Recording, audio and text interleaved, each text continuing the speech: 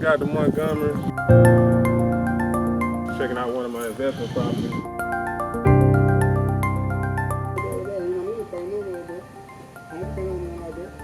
That's what I'm saying. I'm talking about that's like a navy blue, look like a dark blue. Yeah, that's a navy. That's like a light.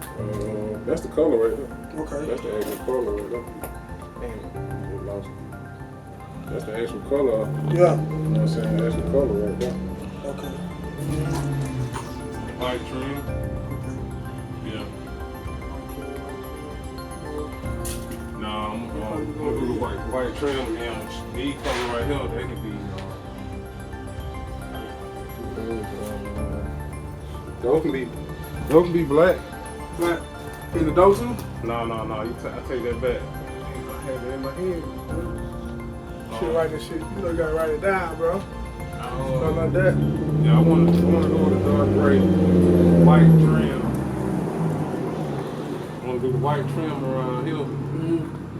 More than just a barber, full-time barbershop owner. I'm a serial entrepreneur. Born and raised in Montgomery, Alabama. He was very ambitious and he was very aggressive, you know. I found that out while he was in high school. And as a matter of fact, even before he got to high school, you know, by how aggressive he was.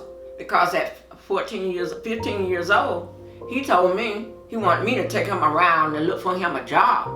And I told him, I said, nobody can hire you. You ain't but 15 years old. So he kept worrying me.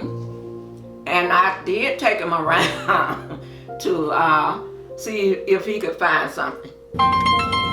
Lo and behold, we went up to this, up in Cloverdale, Cloverdale. And he went in and talked to this guy at that point, I think it was named Wesley, Wesley restaurant. And then he come back running to the car. He told me, he said, I like you. Said that man told me, I like you. Said, "Cause man, you're aggressive. You're an aggressive young man." And that's how he got his first job. And I had said, well, nobody going to hire him. But he hired him. He took a job washing dishes at Wesley restaurant. And then after that, it was a man that used to come into the restaurant all the time from Applebee. And then he asked the man from Applebee, do y'all hire high school children? The man told him, yeah, he's about, to work for Applebee, you need to have your working permit. So once you turn 16, and you can get you a working permit, then you can come see me.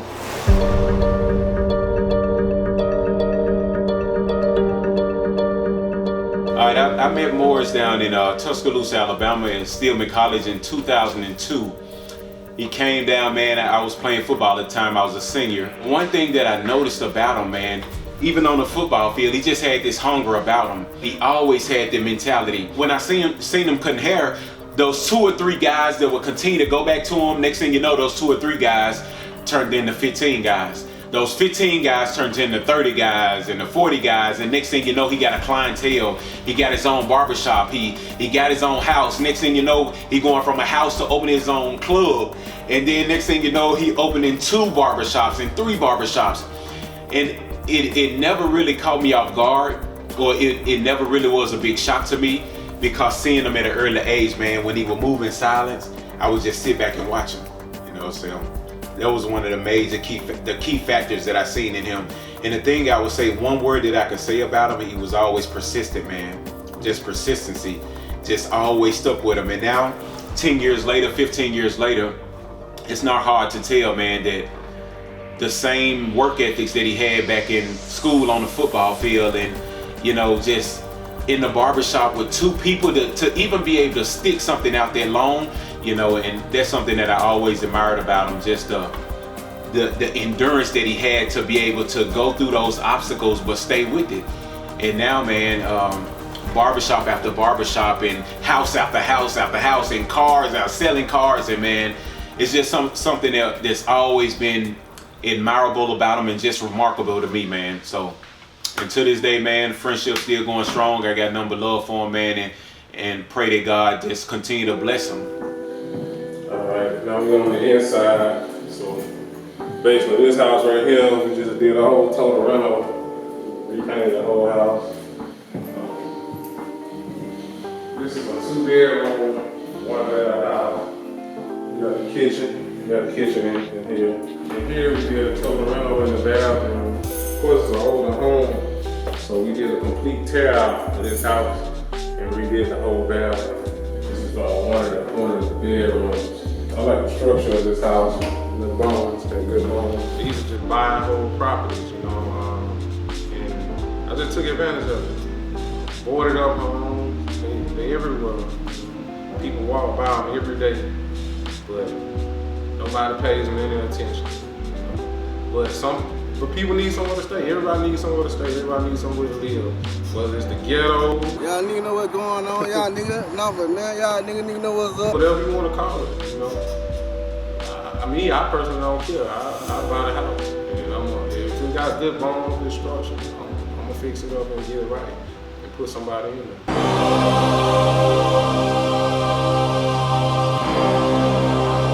Now you see him, the man building an empire, and he doing it solo.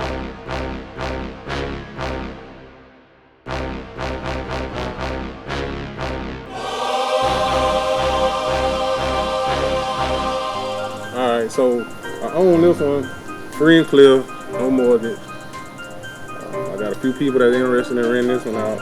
So I'm about to go back around the corner, and I got a few more that I'm interested in purchasing. So stay tuned.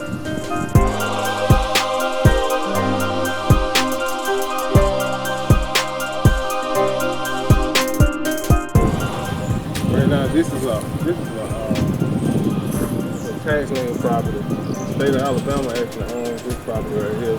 So I can actually go down to the state of Alabama and purchase this property for the taxes that are owed on this property right here. The door is open to this property, but I am definitely not going in because I don't know what's in there. The house still has good structure, good bone structure, but I'm pretty sure it's a lot that you're gonna have to put into it. But you know, you're talking about $500-$600, you know, for the taxes owed. You can't beat it. They actually have this house listed for like $17,000. But I normally let them sit for a while before I make an offer.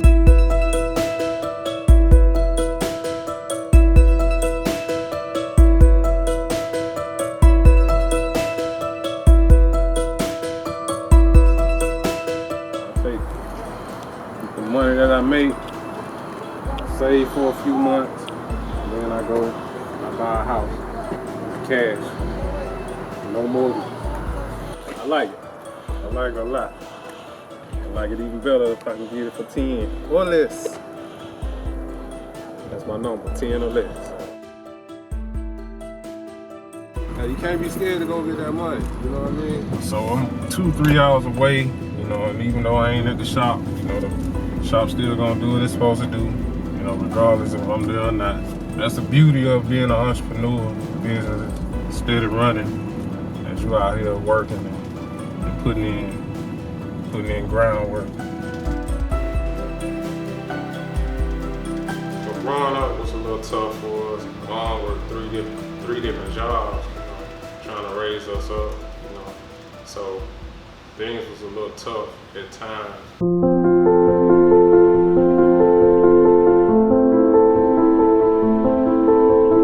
From the beginning, he have always shown aggressiveness. And when he decided that he wanted to open up his own barbershop, I was right with him.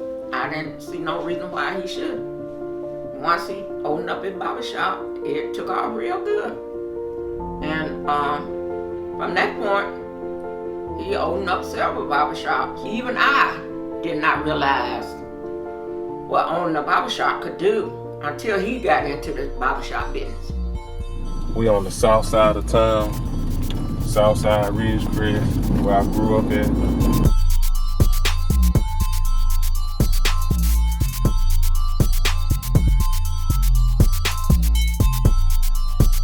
A lot of memories over here, a lot of memories. I started cutting hair when I was like 15 right here in this plaza right here. I really didn't understand what I was doing at the time. I knew how to cut, but I felt like I knew how to cut. My son was born, scared for my life because I really didn't know what to expect. I had to grow up fast. So having a son at a young age, basically forced me to be more responsible. So I started taking the haircut more seriously. Once I graduated from college, I opened up my first shop.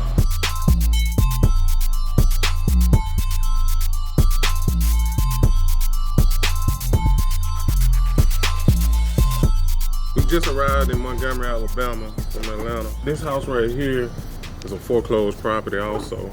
I was able to get this one for about $4 grand. I never seen the inside of this property. So look, we're gonna go inside, check it out. Only thing I have seen is pictures. That's it. Never seen the actual inside of the property, but I was able to get this one for $4 grand. So look, y'all just come on in.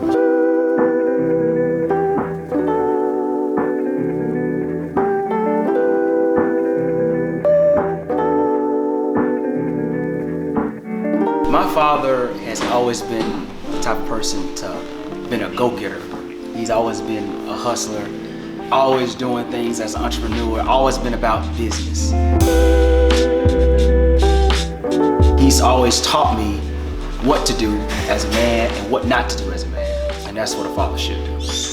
Even if it's not barbering or selling houses, selling cars, fixing up houses, I still would know how to be an entrepreneur because of my father.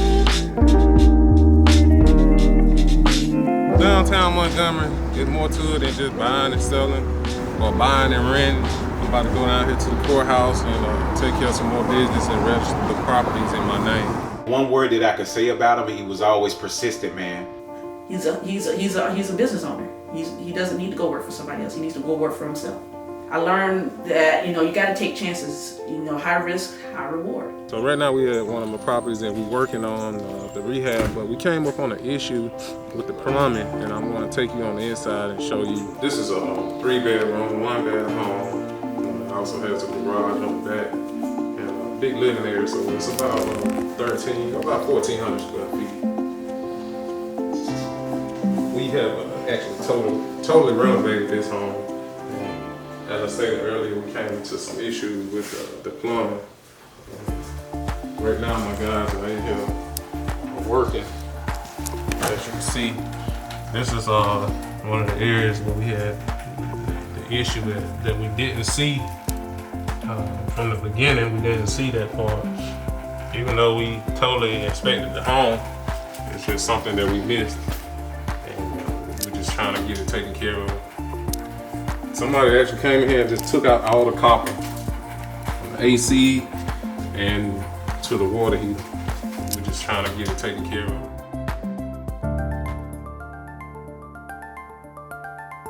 Being his own boss, it's just one of those things that a lot of people are scared to do because being an entrepreneur takes risk. It's about taking risks. He's the risk taker of the bunch. That's the thing that I've learned from him. And he's not afraid to take a risk. He risky.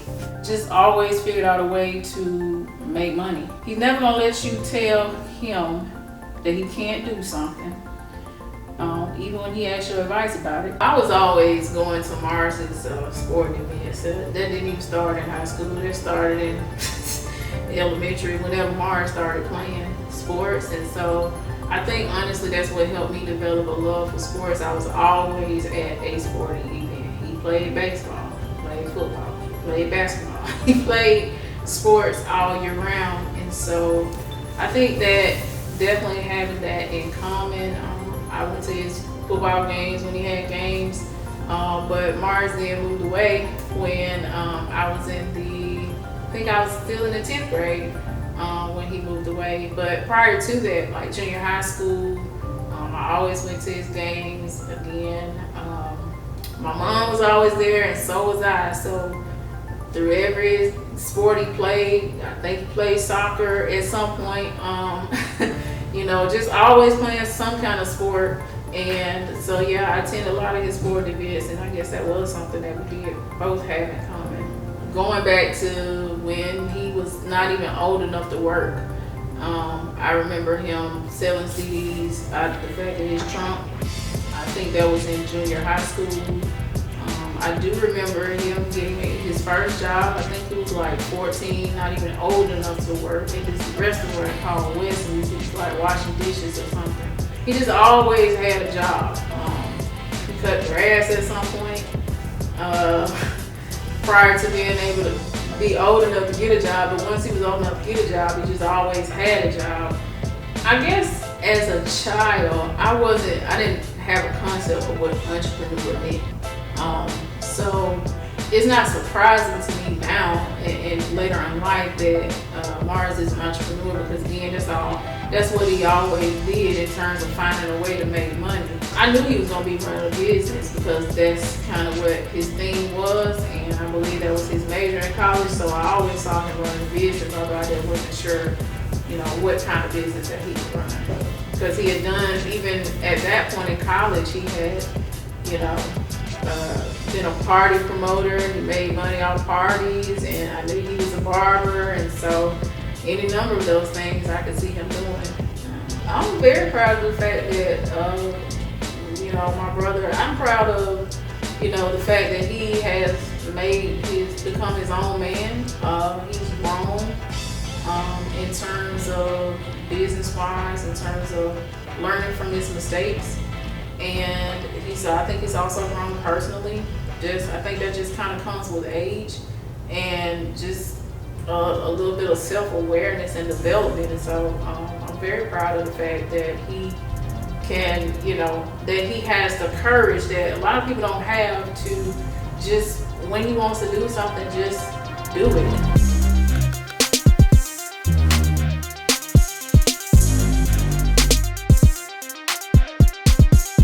You can call me Mo the barber.